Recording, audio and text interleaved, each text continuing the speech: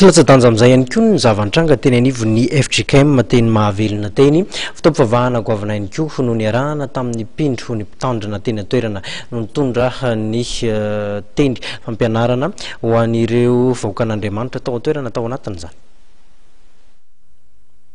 Nosokafana tamin'ny pompo ofisialy omaly ny fankalazana ny fahazatoana-ny sampana Dorcas ao anivon'ny FGKM Ambonloha.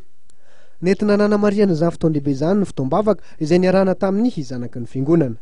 Manana ny mampiavaka azy tokoa ny Dorcas eo anivon'ny FGKM Ambonloha raha ara-tantara ny jerena. Ny tena zava-dehibe tiana homariana ao anatin'ny fankalazana dia fampahafantarana ny taranaka manontolo fa ny misy ny asa fitoriana ny filazantsara amin'ny alalan'ny sampana Dorcas eto amin'ny fiangonana.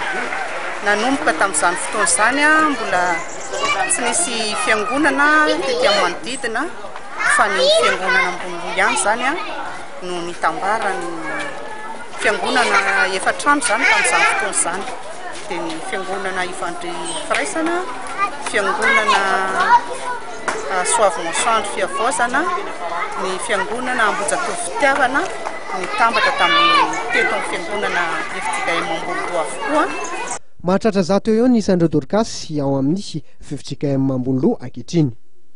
Mba hatoerana lehibe dia lehibe tokoa izy ireo eo amin'ny fandraisana anjara amin'ny fiainan'ny fiangonana sy eo amin'ny lafiny fitaizana ara-panahy amin'ny alalan'ny fitoriana ny tenin'ny Soratra Masina.